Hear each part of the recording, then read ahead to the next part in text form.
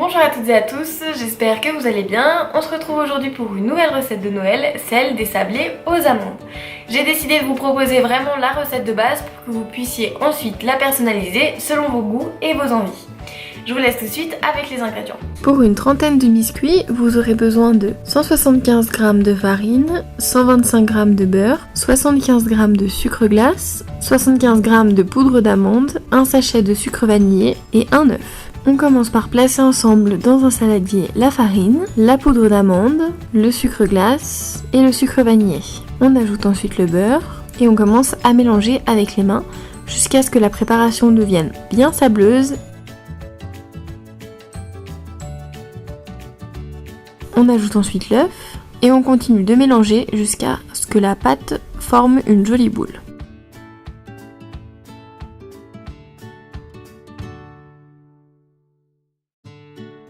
On regroupe ensuite la pâte en un petit tas sur notre plan de travail et on va la fraiser, c'est-à-dire l'écraser sur l'ensemble de sa surface pour être sûr qu'il ne reste aucun gros morceau de beurre dans notre boule de pâte. On la regroupe ensuite en une boule que l'on aplatit légèrement, on la filme et on la place au frigo pour 1 heure minimum.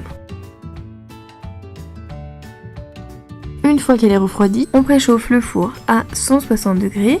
On fleure notre plan de travail avec un peu de farine et à l'aide de notre rouleau à pâtisserie, on va étaler la pâte jusqu'à obtenir l'épaisseur souhaitée.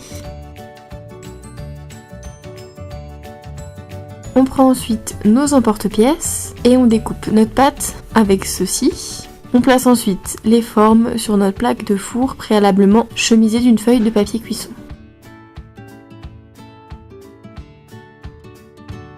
Pour ceux qui n'ont pas d'emporte-pièces, pas de panique, vous pouvez en trouver très facilement dans les magasins autour de chez vous ou sur internet.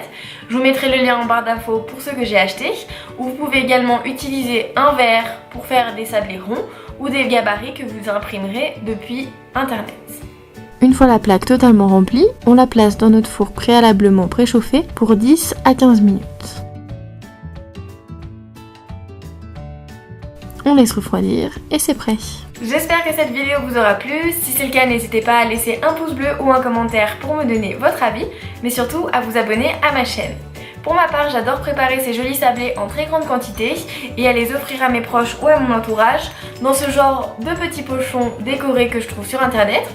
Je vous mettrai le lien en barre d'infos pour que vous puissiez retrouver ceux que j'ai commandés cette année. Et donc ces jolis sablés, j'ai décidé de vous les proposer bruts, mais vous pouvez tout à fait les décorer, que ce soit avec du chocolat ou encore de la glace royale. Il s'agit d'un atelier super ludique et hyper gourmand à faire avec vos enfants. Moi je vous dis à la semaine prochaine pour une nouvelle recette de Noël et d'ici là, bonne semaine et bonne pâtisserie.